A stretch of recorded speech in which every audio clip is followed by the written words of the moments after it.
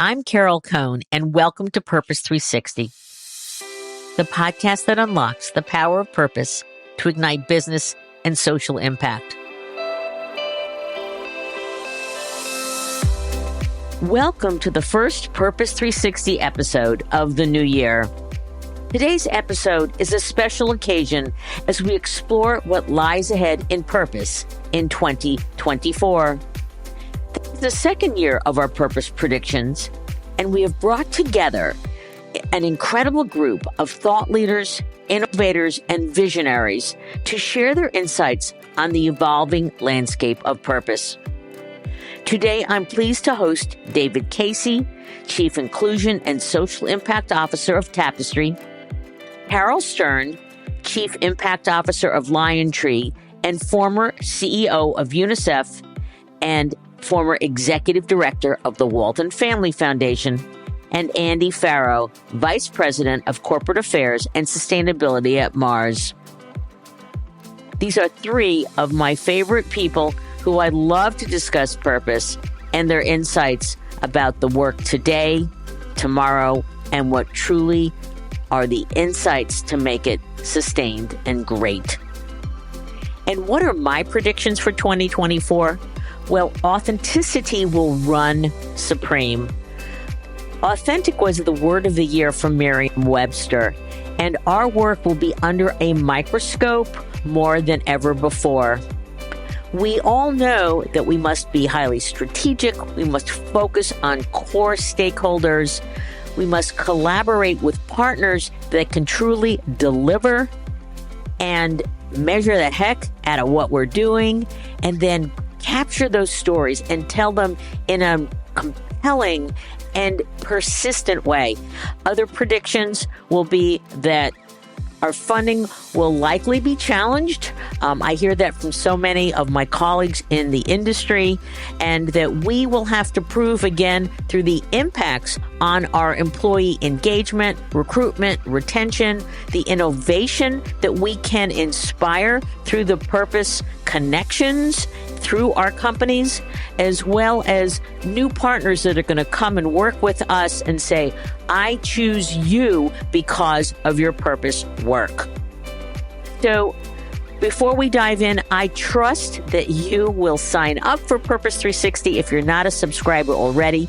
Please share this podcast with your friends and colleagues, because my vision for over 35 years has been to show business can be a force for good and a force for growth with authentic commitments to its purpose. So let's get started. Joining me today is David Casey. He is Chief Inclusion and Social Impact Officer at Tapestry. Now, for those of you who don't know who Tapestry is, David, talk about the delicious and wonderful brands that encompass Tapestry, and then we will get into the questions. Absolutely. Well, first of all, thank you for having me back on, Caryl. I really appreciate the opportunity to talk about what's down the road. And for those of you who are not familiar with Tapestry, we are a global house of three iconic brands, those being Coach, Kate Spade New York, and Stuart Weitzman. And I love them all. That's great. Thank you. Yeah. And for those of you, we had a marvelous conversation earlier in the year, and we're going to put into our show notes a link to that, because David is just, he's great. He's absolutely wonderful. So where is inclusion heading into 2024? And I know there have been some challenges, not from you, but in the overall marketplace. You're right. There have been challenges, Caryl, from both. I would say when you think about the spectrum being left to right, there have been challenges on both ends of the spectrum. One, on the right end of the spectrum, challenges have come that from a place of this work should not be done at all. And from the left end of the spectrum, there's been criticism that the work has not made enough progress and that we're not pressing the gas hard enough. And I think as we look at 2024 and even beyond, I think in the inclusion space, we'll have to continue to articulate for those of us in the corporate setting in particular, what the actual impact is on business strategy And the fact that it is a win-win for all parties involved. It's not divisive. There are no winners and losers. But I think it's got to be continue. It's got to be, continue to be positioned as a critical part of enterprise strategy. It's not a program. It's not a set of initiatives. Let's talk about the other part of your job, which is the social impact job. So where do you see social impact going in 2024? Wow, 2023 was certainly a dynamic year in this space, and I think 2024 is going to be even more so. Yeah, I think that social impact as well will increasingly become integrated into core business strategies rather than being seen and positioned as a standalone set of initiatives. I think the prevalence and impact of climate, social, cultural, and I would say political and legislative moments will continue to intensify in 2024. And I think so will the consumer and employee expectations that companies stand in the gap. And lastly, I think there'll be a stronger focus and demand for a focus on measurable impact, for transparency, and for accountability as organizations strive to stand in that gap and address societal and environmental challenges. Very well stated, as I know, again, you would. But you have wonderful management and leadership who understands the power of this as business strategy. What advice do you have for our listeners who are going like, wow, I wish I was at Tapestry. They get it. What can you suggest to your colleagues in terms of, you got so many areas here. You're talking about social impact, inclusion, measurement, strategy. Caryl, I think one thing we have found to be effective, beneficial, and something that creates that win-win-win is when you think about this work, prioritize collaboration and coalition building. And I think you have to prioritize that both internally and externally to drive meaningful change and sustainable change. There's always strength in numbers. So not only do we take advantage of being a leader where we can be and should be a leader, we want to take a look at the broader horizon to see who else can we bring along? Who else can we engage, from a collaborative or coalition standpoint? And, again, I think what's really benefited Tapestry in this space is that we do have a focus on data-driven impact measurement, creating innovative and sustainable practices and proactive engagement with all of the stakeholders in the value chain, because I think that helps to do a couple of things. It builds trust, it builds resilience, and it drives long-term value. What do you think will be the challenges this coming year, especially because we've got wars, we've got crazy political environment, we've got the Supreme Court and their affirmative action declaration. There's so many things roiling in the culture and such. You hit on quite a few of them. I think there's going to be ensuring that purpose is always aligned with profit, because we do operate in for-profit organizations. So there's got to be alignment there. There will be an increasingly and ongoing need to manage complex supply chains, engaging with, to your point, stakeholder activism, and also understanding and responding to continuously evolving regulations that are going to require careful navigation. But I think, one of the ways to address the challenges is to understand the opportunity that lies in those challenges. And that's the opportunity to, enhance your brand reputation, increase customer loyalty, and access new markets and partnerships. So in closing, I love talking with you. It's always so much fun. What sort of parting comments do you give to your colleagues so that they can have tremendous success in 2024? So you might already know this quote, but if you don't, there's a quote from Simon Sinek that says, people don't buy what you do, they buy why you do it. You do it, yeah. So when you think about purpose and you think about sustainability, go into it with that mindset. It's not about what you do, it's why you do it. And then it's so much more expansive, and then it'll just draw other people. And when you execute it brilliantly, like as you do at Tapestry. Thank you very much. We certainly strive. Oh, you do a fabulous job. So congratulations on your great successes in the last year and a half. And here's to a very inclusive and sustainable 2024. Thank you, Caryl. I wish you and your crew and your family and your loved ones nothing but the best for everything 2024 holds in store for you. I have the unbelievable honor of interviewing one of my sheroes, and that is Caryl Stern. And Caryl Stern currently is the Chief Impact Officer for LionTree. So welcome to the show, Caryl. Thank you, Carol. There's so much to cover, so we're just going to get started. Where is purpose going in 2024? I think that purpose is going into the business world in ways that will allow us to see that profit and purpose do not have to be divergent entities, but can be intersected opportunities. What sort of opportunities do you see in the future for businesses and brands who are truly going to identify their purpose and then truly live it? You know, statistically, we know that companies that have purpose are more successful. And we know that consumers are demanding that companies have a purpose and that they will be willing to spend more money at a higher price tag at a company that has a purpose than spend less money at a company that doesn't. So there is definitely growth opportunities in the industry. But I also think that there are very few products currently or services aimed specifically at solving social problems. And so companies can take a look at what do we do that we do well that has application to a social problem, and how might we bring that into our scope? That sounds great.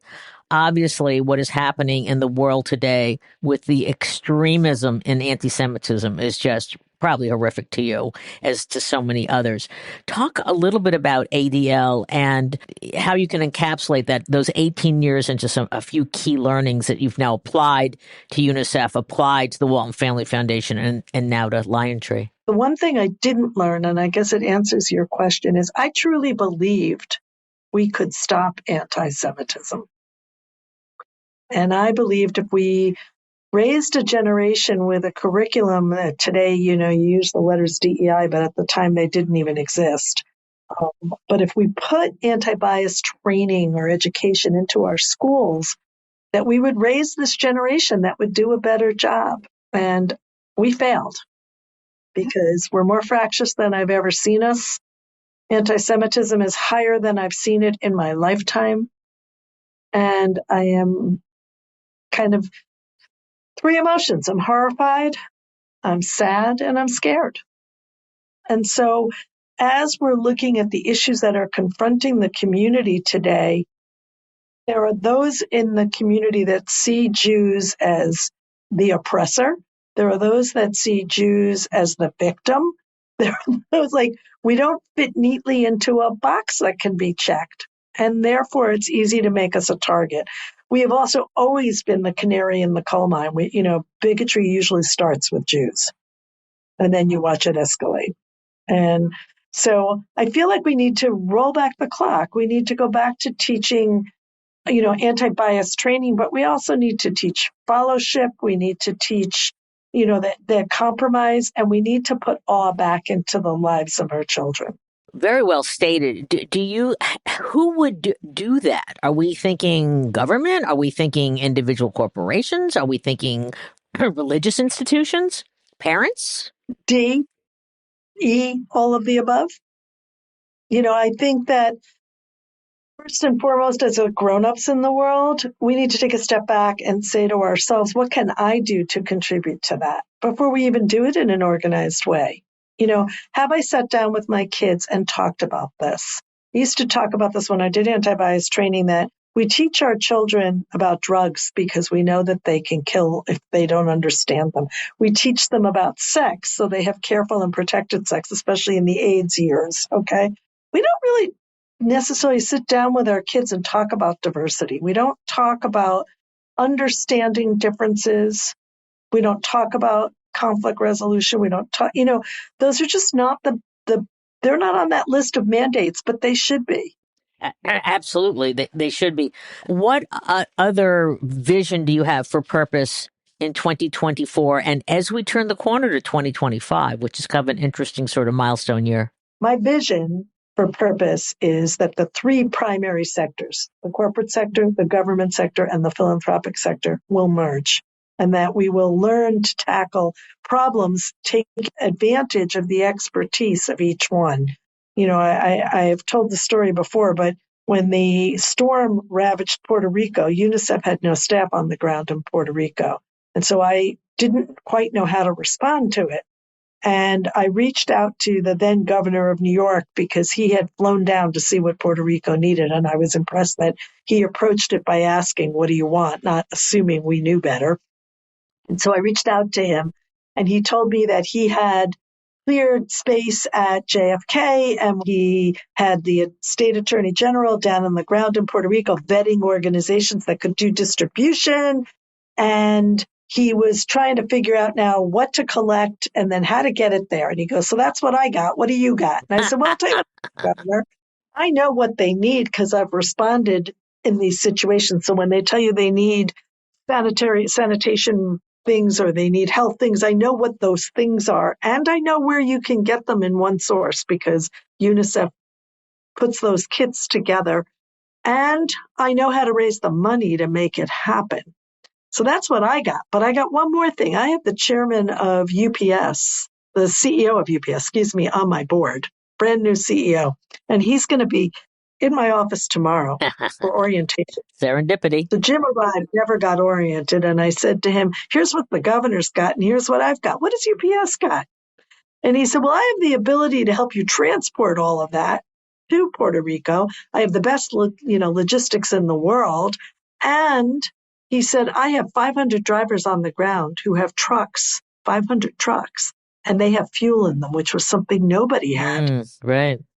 So we put our heads together and I identified where the supplies were. They were in Italy. The governor got clearance to get them through customs far quicker than I ever could have achieved it. We got them to the warehouse. We used the warehouse for staging space. We unpacked and repacked. UPS transported them by ship originally and by plane later to Puerto Rico. The drivers literally distributed them, sometimes with chainsaws in their trucks to cut down trees in the roads. And we got supplies to the furthest place, the most remote place first. We were first because all three sectors work together. So what I believe is the future of all of this, of purpose, is for the three sectors to learn how to work together. Brilliant. Beautiful endpoint and wonderful collaboration. Caryl Stern, you are the best. With me is Andy Pharoah. We've had Andy on the podcast, and I'm sure, Andy, you'll give us your proper title. But we just love the work that he's doing on behalf of Mars. And so welcome back to the show, Andy. Great. Thank you. Thank you very much for having me. I like the idea about a proper and an improper title. Okay. So tell me your proper title. My proper title is Vice President Corporate Affairs and Sustainability. I love it. And there's a lot more senior executives that are combining those capabilities and titles that we're seeing in companies that are truly have an authentic commitment to purpose and purpose activation and sustainability. So it's wonderful to have the breadth of your background. So let's just get started. The first question is, where do you see purpose, or if you want to talk about sustainability, evolving for 2024? I think that the big shift, and I think we're starting to see it, is the debate really moves to the actuals. It moves to actually what you do, and rather less about what you talk about.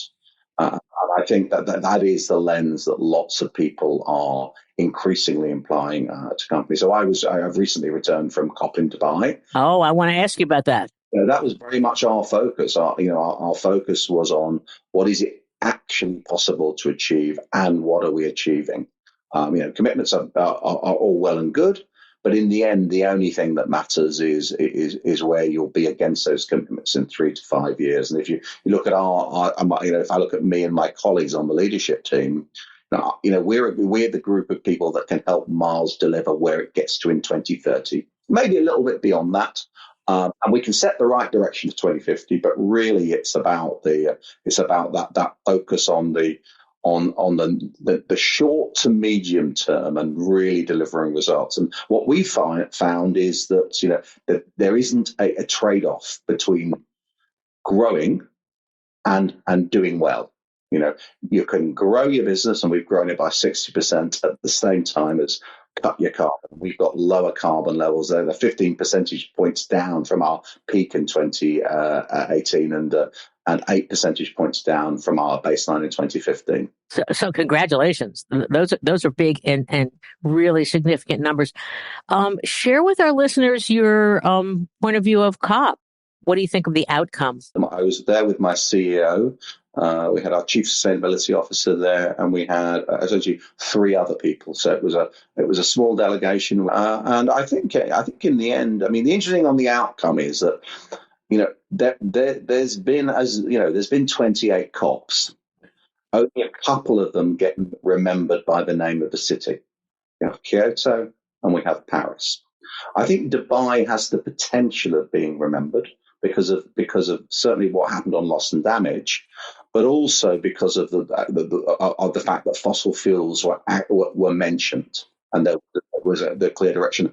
I think the only way we'll know whether Dubai was truly significant will be in the rearview mirror in 5 years' time. Anything involving over 190 governments is bound to be messy, and expecting one single meeting on its own to solve anything is as ridiculous in the climate change process as it is within any other area of business life. So the important thing is there is dialogue and there is progress. And so I think you have to take progress over perfection. And I think the mentioning of fossil fuels was progress. I think the move on renewables was progress. I didn't get to ask you, were there any big surprises at COP for you or your colleagues? Could be a little surprise, but we were surprised by I think probably the surprise was actually how much progress was made. I think a lot of people wrote off this COP at the start, and I think there was quite a lot of progress was made. Oh, super. Okay. What advice would you like to give to your colleagues who are listening to this, which is like, Andy's got this amazing role and he's gone to COP and he worked with almost 6 segments, and Mars is privately held. So it's a little bit of a different situation. But what sort of advice do you have for your colleagues as they are trying to make this more strategic, integrated into the company further, make sure that they've got great measurement? Any recommendations? I mean, I think it's really focus on what you can achieve and focus on the actuals, and what are the things that make sustainability or purpose, the things that you can truly measure and that benefit both your business and the world around you. So I think that be exceptionally wary of opportunities just to talk.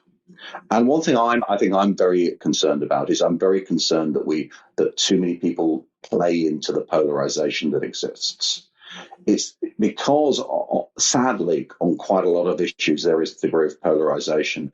It is quite possible to do a very successful issues marketing approach, which gets you lots of coverage and gets you lots of talkability. But all it does is divide the sides. And for me, one of the things on it, and this is often not a popular view, but if sustainability is a core business metric and you treat it as a business topic, you have to accept that sometimes things will go faster, sometimes things will go slower, sometimes things will be less successful than you thought they would, just as it would be with everything else you do. And it's important not to view that as some huge theological failure, that a program you had hasn't achieved the results, or the fact that you may need to rebalance something and you may need to do it. But what we certainly know from talking to consumers is that, we did polling across the 7 largest economies a couple of months back, and we found that nearly 7 out of 10 said they want companies to prioritize the environment at least as much as they want them to prioritize economic issues, and that's at a time when the economy has been relatively troubled. So you've really got to do both. That's tremendous. That's tremendous. So I always like to give the last word to my guest. So is there anything else you'd like to add as we say farewell to 2023 and look to 2024 with the very important work that we do? I would say, and certainly for Mars, is that no one's perfect. It's really important to be quite humble around what you're looking to achieve. And honestly, if what you're looking to achieve isn't difficult and hard, then you've probably got the wrong targets. That's great. Because we're talking about a world in which we live around things that we don't control, whether it be outside of our own four walls, or even in our environmental footprint, in our social footprint, in our economic footprint. So I think you need humility. You need to focus on progress over perfection, but absolutely focusing on what are the actuals that you can deliver. So when we were very careful when we launched our net zero roadmap, we launched it because we need partners to help us deliver it. We launched it and we open sourced it because we wanted people to see what a sustainability approach with clear numbers what would look like, and maybe it was an approach that others could look to follow. But we did it on the back of having a business that's growing 60%. And a CO2 footprint that's declined by 8 percentage points over that period in time. Now, -8 isn't -50, and it's certainly not -80, which is probably where we can get to with reductions before making up the rest with the credits in the long run. But it is rooted in progress. So focus on the actuals. Do it humbly, and recognize that nobody's perfect. Super. Andy Pharoah, it is always such a pleasure to talk with you. Your ears will be burning throughout the year as I constantly just say wonderful things about Mars in all of my presentations and speeches and conversations. So thank you very much, and have a great new year. You too, Caryl. Thank you.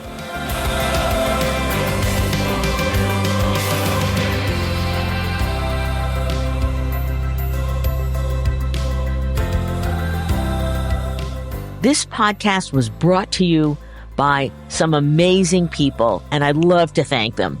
Ann Hundertmark and Kristen Kenny at Carol Cohn on Purpose, Pete Wright and Andy Nelson, our crack production team at True Story FM, and you, our listener. Please rate and rank us, because we really want to be as high as possible as one of the top business podcasts available, so that we can continue exploring together the importance and the activation of authentic purpose. Thanks so much for listening.